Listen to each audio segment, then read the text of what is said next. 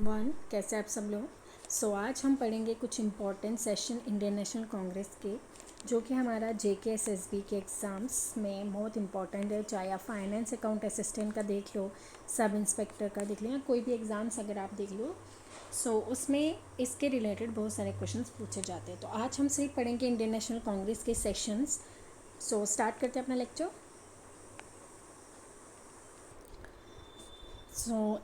आपने मुझे comment section में एक दो चीज़ें बतानी है, जैसे कि इंडियन नेशनल कांग्रेस जो था उसका फॉर्मेशन ईयर कौन सा है, एंड उसके फाउंडिंग जो मेंबर है वो कौन है, उनको किसने फाउंड किया इंडियन नेशनल कांग्रेस को। शुरू करते हैं अपना नया जो टॉपिक है उसको। सबसे पहले जो इंडियन नेशनल कांग्रेस का फर्स्ट सेशन हुआ था वो हुआ था बॉम्बे में 1885 में फर्स्ट सेशन हुआ था। एंड फर्स्ट सेशन के जो प्रेसिडेंट थे वो कौन थे, उमेश चंद्र बैनर्जी। ये इंपॉर्टेंट है, याद रखना। फर्स्ट जो सेशन हुआ था वो कब हुआ था, 1885 बॉम्बे। एंड जो उसके प्रेसिडेंट थे वो थे उमेश चंद्र बैनर्जी। मैं चाहता हूँ कि आपको ये इसी लेक्चर में सब चीज़ें जो है अच्छे से याद हो जाए। इसमें इम्पॉर्टेंट चीज़ ये है कि 72 मेंबर्स ने इंडियन नेशनल कांग्रेस का जो सेशन हुआ था उसे अटेंड किया था। आपको याद रखना है, फर्स्ट सेशन 1885 बॉम्बे में, एंड उमेश चंद्र बैनर्जी जो थे वो उसके फर्स्ट प्रेसिडेंट थे, जिसको वह WC बैनर्जी भी आप बोलते हैं। देन आ जाता है अपना सेकंड जो सेक्शन है, second section Calcutta 1886, Calcutta session 1886 by Dadabhai Naoroji. अब दादा भाई नौरोजी के रिलेटेड कुछ इंपॉर्टेंट पॉइंट्स हैं, जैसे कि इनको grand old man of India भी कहा जाता है, और ये फर्स्ट पर्सन थे जो कि ब्रिटिश पार्लियामेंट के मेंबर थे। तो आपको ऐसे क्वेश्चन भी आ सकता है कि फर्स्ट इंडियन पर्सन जो थे कौन थे, जो ब्रिटिश पार्लियामेंट के मेंबर थे, तो वो थे दादा भाई नौरोजी। एंड दादा भाई नौरोजी के रिलेटेड एक थ्योरी भी आती है जिसको ड्रेन ऑफ वेल्थ बोला जाता है। अब इसके रिलेटेड एक और चीज़ें हैं वो आपको याद रखनी है, जैसे कि जो दादा भाई नौरोजी जो थे, तो उनके टाइम पीरियड में उनके एक सेक्रेटरी हुआ करती थी जिनका नाम था भिकाजी रुस्तम कामा।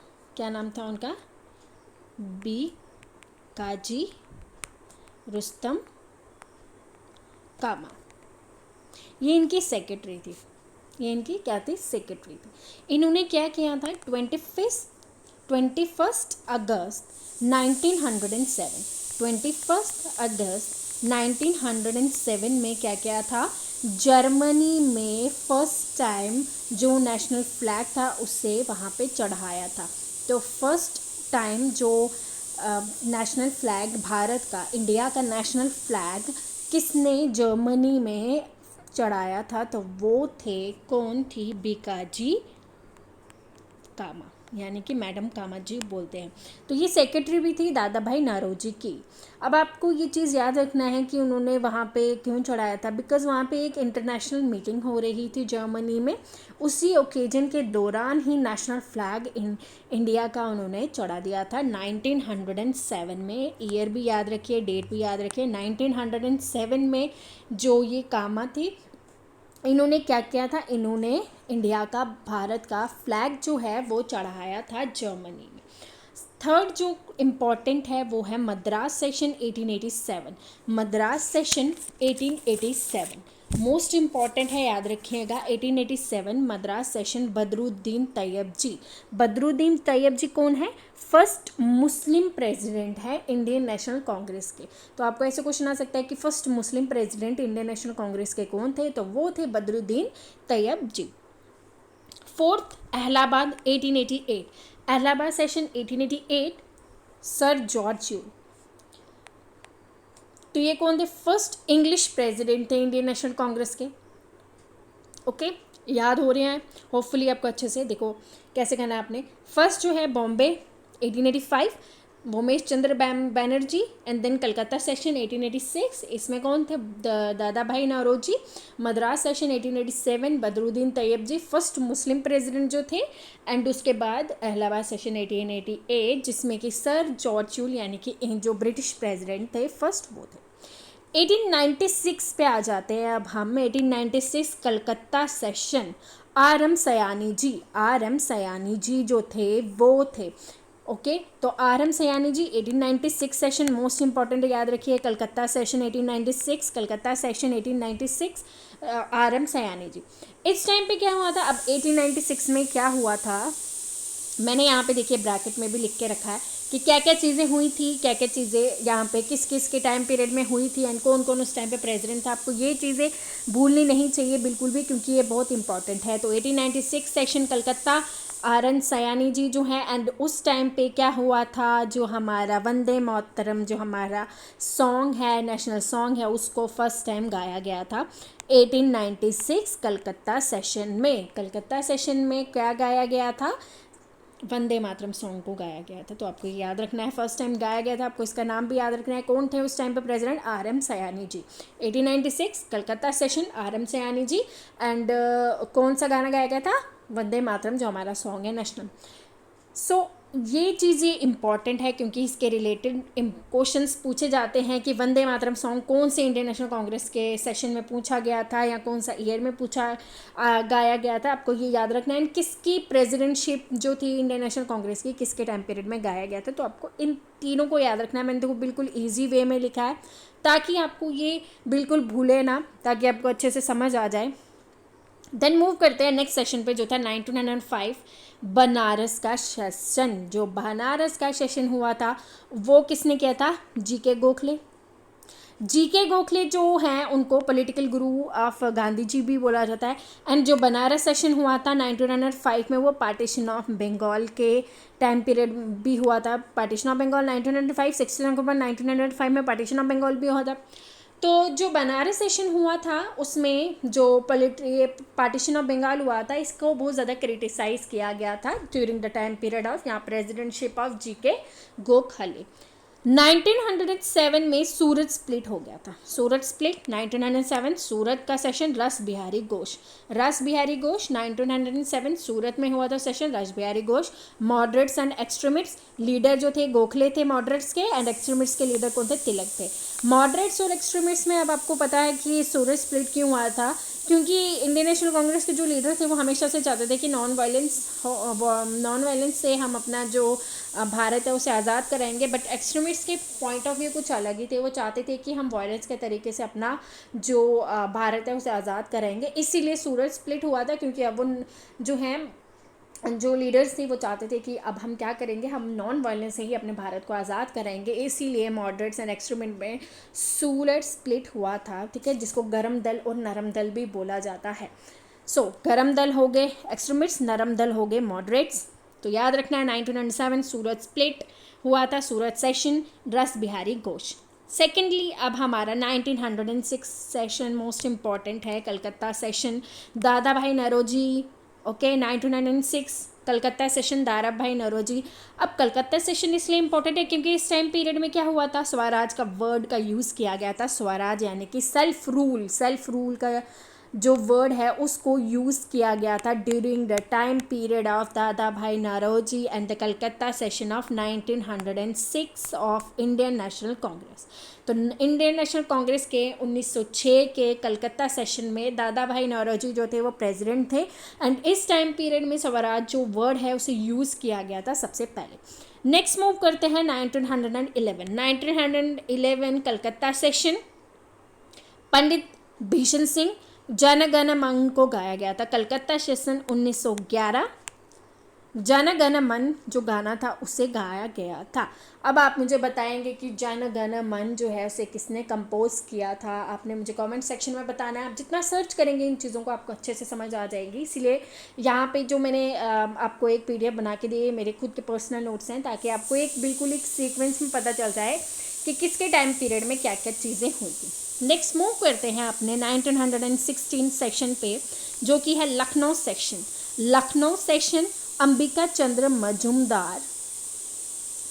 ये इसलिए इम्पॉर्टेंट माना जाता है 1916 लखनऊ सेशन क्योंकि इसमें इंडियन नेशनल कांग्रेस और मुस्लिम लीग एक साथ पहली बार आई थी। ओके, इसको लखनऊ पैक्ट भी बोला जाता है। रीयूनियन हुआ था कांग्रेस का, रीयूनियन हुआ था कांग्रेस का, ये भी याद रखना है। 1916 लखनऊ सेशन, जिसमें कि जो प्रेसिडेंट थे इंडियन नेशनल कांग्रेस के वो कौन थे, अंबिका चंद्र मंजूमदार, जिसमें इंडियन नेशनल कांग्रेस और मुस्लिम लीग जो है फर्स्ट टाइम एक साथ आई थी, फर्स्ट टाइम एक साथ आई थी, आपको याद रखना है 1916 में। देन उसके बाद मूव करते हैं अपना जो नेक्स्ट है, एक सेकेंड रुकिए, 1917 वाला सेशन। 1917 इंपॉर्टेंट है, कलकत्ता सेशन। और मोस्ट इम्पॉर्टेंट एनी बेसांत, एनी बेसांत जो हैं वो फर्स्ट वुमेन थी president of Indian National Congress. तो आपका ऐसे क्वेश्चन आ सकता है कि first women president of Indian National Congress कौन है, कौन से ईयर की है एंड कौन से सेशन की है। आपको ये तीनों चीज़ें याद रखनी है। 1917 सेशन, कलकत्ता, एनी बेसांत। ओके, 1898 है ये, 1898 में इन्होंने एस्टैब्लिश किया था central Hindu college, central Hindu college. Okay, उसके बाद 1916 में 1916 में इसका जो नाम है उसे चेंज कर दिया था बनारस हिंदू यूनिवर्सिटी बाय मदन मोहन मालवीय के द्वारा, इसका नाम जो है वो चेंज कर दिया गया था। बट 1898 में सेंट्रल हिंदू कॉलेज जो है वो इन्होंने एस्टैब्लिश कराया था। उसके बाद मदन मोहन मालवीय ने इसका नाम चेंज कर दिया था। 1919 अमृतसर वाला, अमृतसर में हुआ था, एंड मोतीलाल नेहरू। 1919 अमृतसर, मोतीलाल नेहरू। अब अमृतसर में सेशन क्यों हुआ था, बिकॉज बोलो बोलो, ध्यान लगाओ थोड़ा सा, क्या हुआ था उस टाइम पे।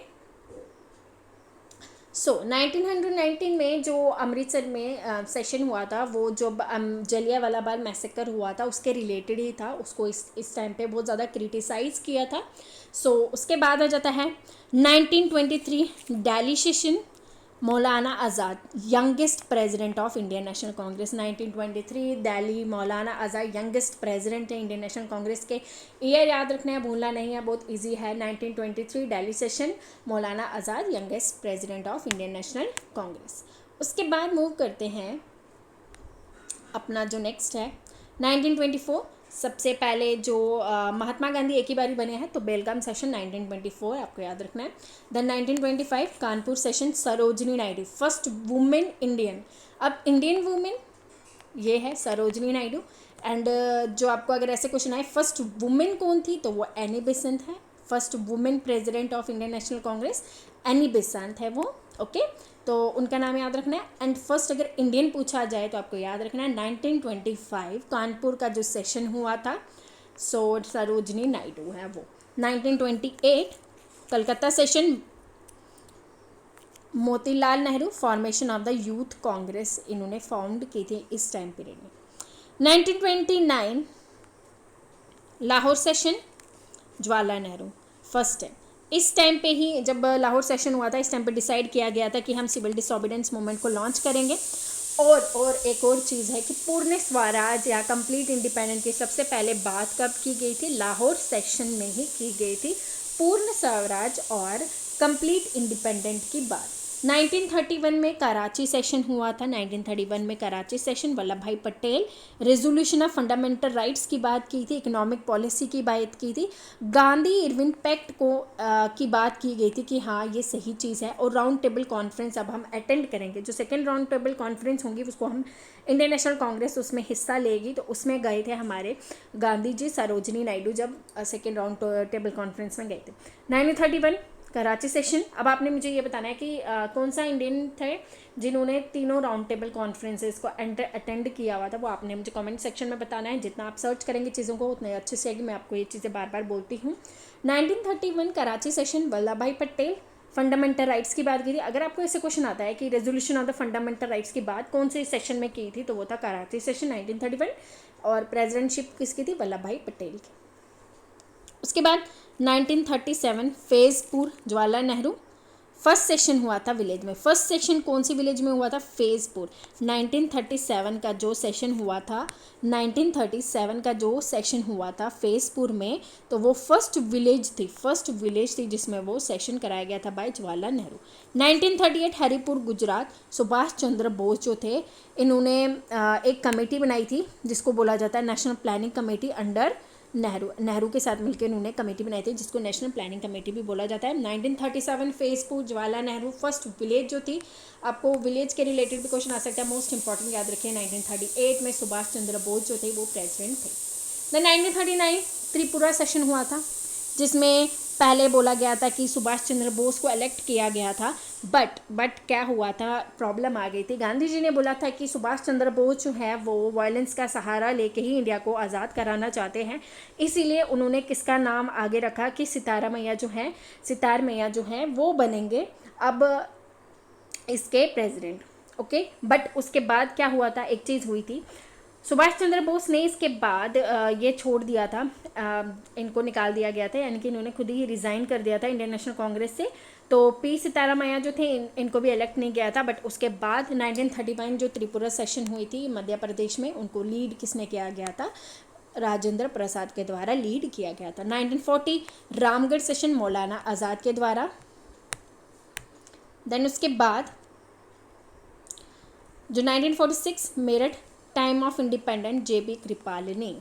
टाइम ऑफ इंडिपेंडेंट यानी कि इंडिपेंडेंट आने से पहले कौन सा सेशन हुआ था, तो वो था जेबी कृपालिनी का session, Meerut session 1946। 1948 Jaipur session P Sitaramayya, और ये फर्स्ट सेशन था after independent. First session after independent कौन सा था, आपको याद रखना है, फर्स्ट सेशन आफ्टर इंडिपेंडेंट कौन सा था, पी सीतारामैया वाला था। ओके, पी सीतारामैया, और कहाँ वाला था, जयपुर 1948। तो आपको ये चीज़ें जो है याद रखनी है, मोस्ट इम्पॉर्टेंट है। ओके, तो ये था हमारा कुछ जिसमें कि मैंने आपको बता दिया कि कौन सी इम्पॉर्टेंट पार्ट्स हैं हमारे इसको रिलेटेड, कौन से इम्पॉर्टेंट पार्ट्स हैं। अपने अच्छे से होपफुली अच्छे से पढ़ लिए होंगे, बिल्कुल ईजी है ये, इतना ज़्यादा डिफ़िकल्ट नहीं है। सो आपने मुझे कमेंट सेक्शन में जो चीज़ मैंने आपसे पूछी अच्छे से बता दी है। तो इसका PDF आपको मिलेगा मेरे टेलीग्राम चैनल पे, आपने लिंक डिस्क्रिप्शन में डाला हुआ है। आपको क्या करना है, सिर्फ जाके ज्वाइन करना है और PDF डाउनलोड करना है और इसे अच्छे से पढ़ लेना है। सो मिलते हैं अपने नेक्स्ट लेक्चर में। Thank you and bye bye.